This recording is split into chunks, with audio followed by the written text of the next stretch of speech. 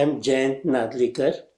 I was born in 1938 and I have been interested in science all along.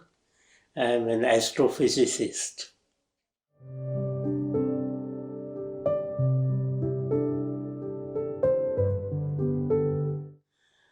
Well, I was born in Kolhapur, which is in Maharashtra, but my father was employed in Banaras Hindu University. So, almost a few months after my birth, I was shifted to Banaras, BHU campus as they call it. And there I was brought up till my age of 19. So, first 19 years were spent in Banaras.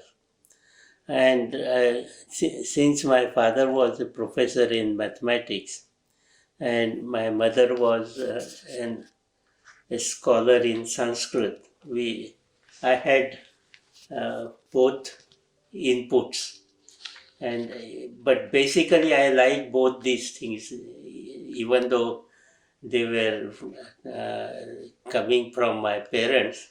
Even otherwise, I would have liked those subjects. So after my BSc in Banaras, I went to Cambridge for higher studies. And after spending about 15 years in Cambridge University, I came back and joined Tata Institute of Fundamental Research in Mumbai.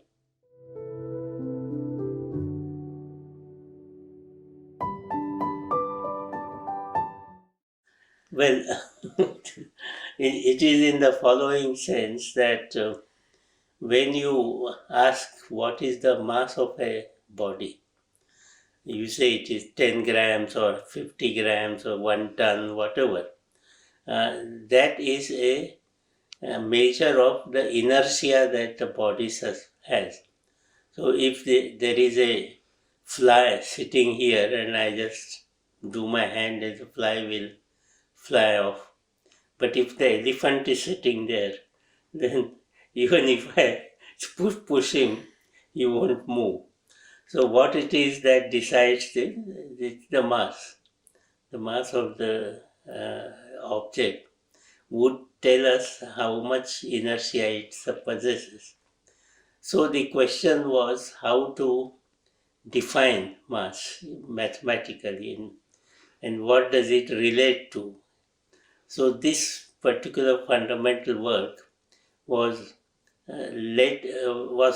initiated by Ernst Mach, who is a philosopher and scientist, and Einstein regarded him as his guru because a lot of ideas about inertia and gravity Einstein had as a result of interaction with Mach. So after this happened, people had been trying to understand what Mach's principle is. So although it is called Mach's principle, but it is a very general statement which says that the inertia of any body is related to all the other matter in the universe. So it doesn't tell you how it is related, the Mach's principle, but it just makes a statement like that. So people have been trying to work out a mathematical theory which will work. So our attempt was to describe Mach's principle in terms of a formal theory. And the theoretical structure was quite complicated, but it arose very naturally from the work on electrodynamics. So we feel that this was a natural way to arrive at gravity.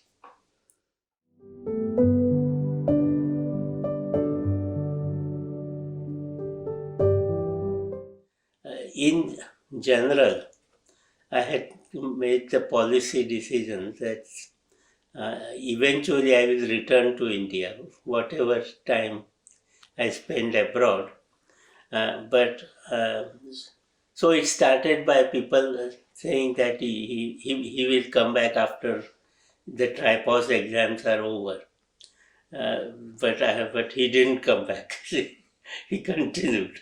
So this kind of thing, postdoctoral work I wanted to do, and the first 5 years of Institute of Astronomy were going to be very important. So I thought I should remain here till then. And then I wanted to come back. So a few years earlier, I had been to India on a very big tour. So at the invitation of the government of India.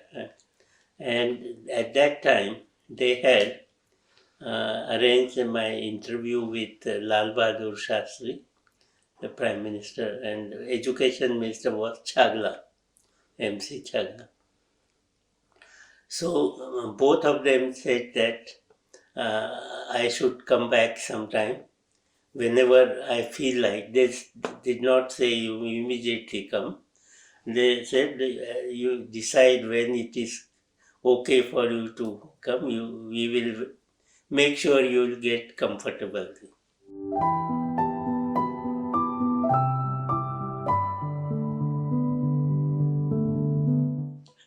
You see, for me, what has been most satisfactory was the way action at a distance has been legitimized in our work. That is, normally one place to another place. This action at a distance, does it? What is the kind of mathematical formulation to do it? It cannot be instantaneous because that is against the relativity. So it must be consistent with the relativity. So this whole work was done by myself and Fred Hoyle over the 20 years. And we managed to cover almost all ends. So that has been one of my satisfactory things.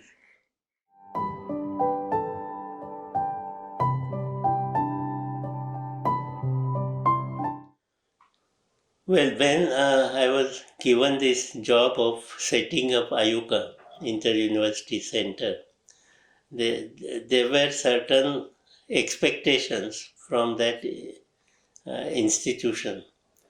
So you had to kind of keep those in view for planning everything. See? So, for example, it was not going to be like Tata Institute.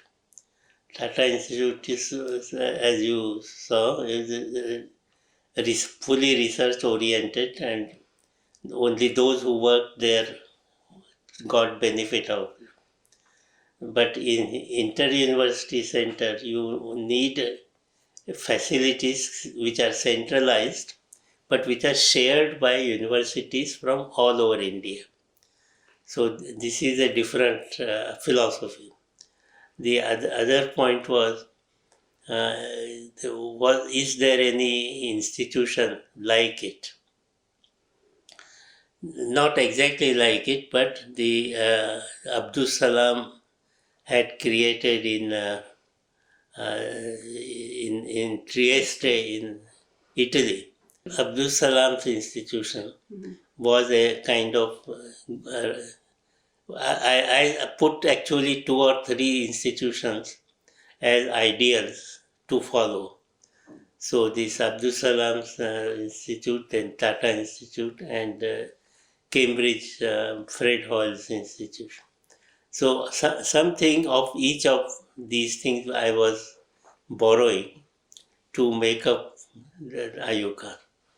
And that worked out very well because people who were the users, they felt that they were welcome to come, they were getting help, and people who used it from universities, they had the benefit of improving their knowledge. So when you study the list of publications of these people, you find that it's gradually improved. So that is one of the criteria that we wanted to satisfy.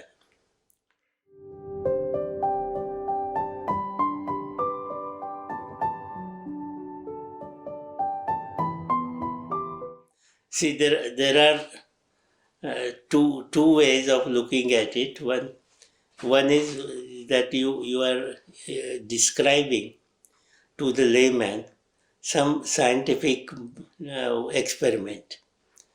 So something has been done, something has been found. Explaining it to the layman is one point. And the second is having a story of some kind related to whatever you are trying to describe scientifically. If that can be folded in, then the person who is reading it doesn't see it as a science lesson, but as a interesting story. So this writing science fiction is another way. So this science, what you call it, science academy, they gave me the award for that was for popular science writing, because I discovered my own life over this. So that, uh, but I have had other recognitions about my what I would call um, science fiction type experiment. The very first one I tried, I did not send it. It was a competition for science fiction writing. 2000 word limit, you had to write a story. So I wanted to do this. So I sent it under different name and got my wife to write it because my handwriting might be known to the examiners. So all this was done by sent it from another post. So after some time, my name I had taken different name. It said that you got first prize. You come and collect your prize on this day. Then I revealed myself, and people felt very interested this kind of experiment. And as it happened at that time, there was a Marathi Sahitya Sammelan, a group of all the Marathi writers, they may get together. And the president of the thing was a lady, Durga Bhagwat. She was known to be very strict in terms of what is writing, good writing, and so. So she referred to this story which I had written, and she said that it's a good idea to start writing science fiction, which is not done well in Indian context. So it will be. She hoped that others will also take after.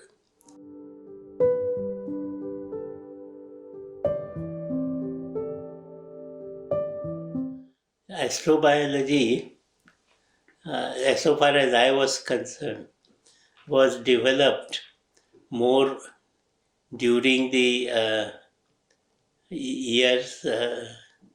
I think it started developing towards 1900, 1990 or onward. Because Fred Hoyle again had the idea that bacteria and viruses might be coming from outer space. People said this is all nonsense, they can't last outside X-rays and gamma rays and so on. So Hoyle said they could be within inside iced sort of exterior. So they are protected by. Anyway, this he said, why don't you look first whether you get or not? So we started the experiment in uh, basically Hyderabad was the CCMB lab, Center for Cellular and Molecular Biology, and Tata Institute had the balloon flight station, so that balloons would carry the payload up to 41 kilometers. Then it will drop whatever it had collected, and you examine it and you find something or you don't find something. What you have to, it would depend.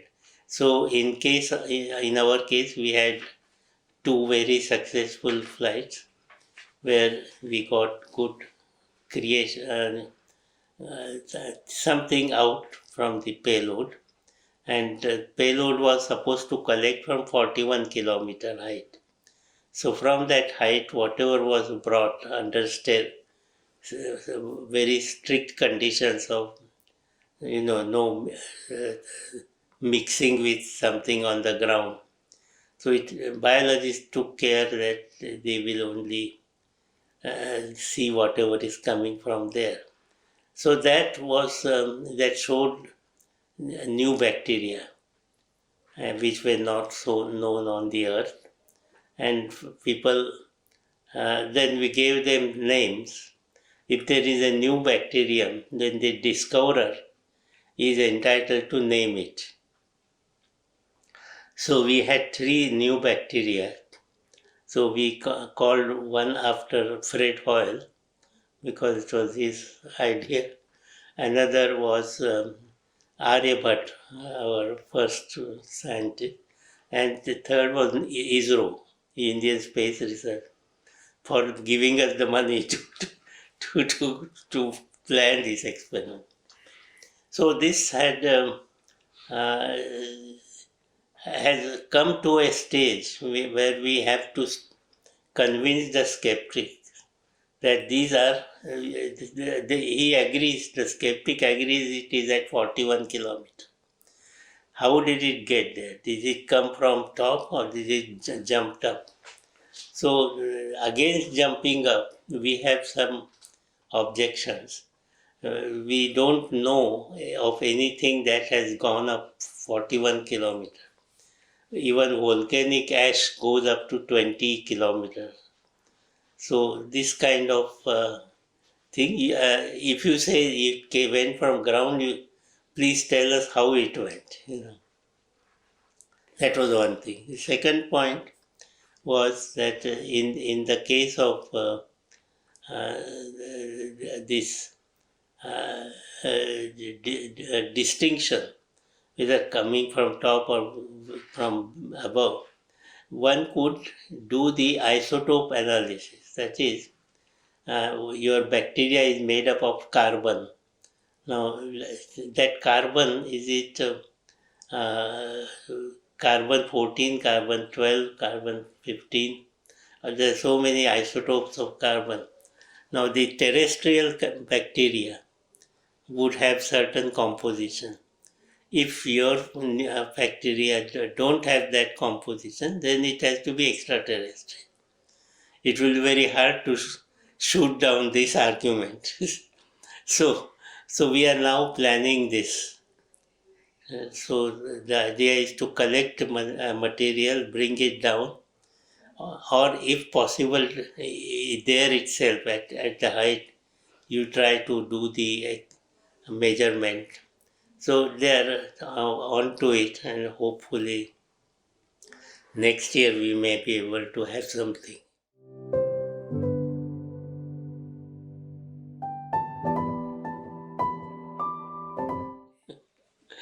Well, it's very hard to say, but one could say that writing, if I'm not allowed to do science, but if I'm allowed to understand or enjoy science, then I would like to write more science fiction or write about science to for the layman in general.